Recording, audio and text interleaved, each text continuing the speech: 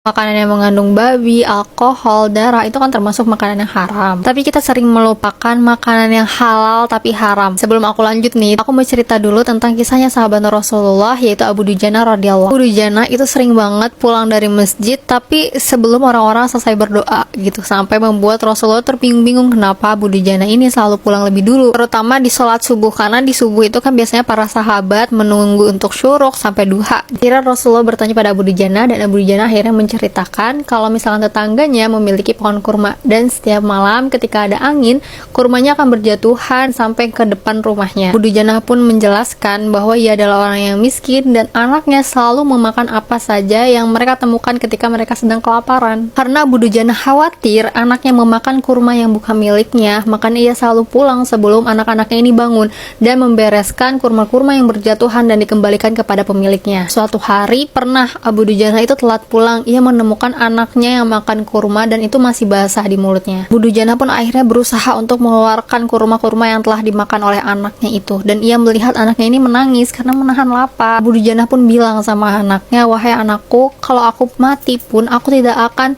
memberikan harta haram kepadamu. Aku tidak akan membiarkan makanan-makanan yang ada di perutmu itu haram, kecuali aku akan mengeluarkan semuanya." Rasulullah tentu sedih banget ngedenger cerita ini, dan akhirnya beliau mencari tetangganya yang memiliki pohon kurma ini, dan ternyata tetangganya Abu Dujana ini adalah orang yang musyrik. Rasulullah akhirnya bernegosiasi kepada orang tersebut untuk membeli pohon kurma ini, tapi Rasulullah bilang satu pohon kurma ini akan diganti dengan 10 pohon kurma di surga. Tentu orang musyrik ini nggak mau. Kebetulan Abu Bakar As-Siddiq mendengar percakapan ini dan langsung nyamperin Rasulullah dan orang musyrik ini dan bilang bahwasanya Abu Bakar ingin membelinya dengan pohon kurma yang lebih baik di kebunnya. Para musyrik ini tentu langsung setuju, tapi orang musyrik ini punya niatan licik. Karena pohon kurmanya itu masih ada di perkarangan rumahnya, dia pengen kalau misalkan udah ada kurma yang matang, ia mengambil lebih dulu daripada Abu Dujana. Jadi Abu Dujana nggak akan dapat kurmanya. Tapi ternyata ketika keesokan harinya, pas dilihat pohon kurmanya sudah pindah ke perkarangan Abu Dujana tanpa ada bekas kalau misalkan pohon kurma itu dulunya ada di perkarangan rumahnya dia. Mungkin beberapa dari kita akan terbesit sedikit pikiran, kenapa ya udah biarin aja anaknya makan dulu, nanti tinggal izin aja gitu sama orang yang punya. Tapi tahukah kalian dampak dari makanan atau barang-barang haram yang kita pakai, makanan yang kita makan, dan itu diperoleh dengan cara yang haram,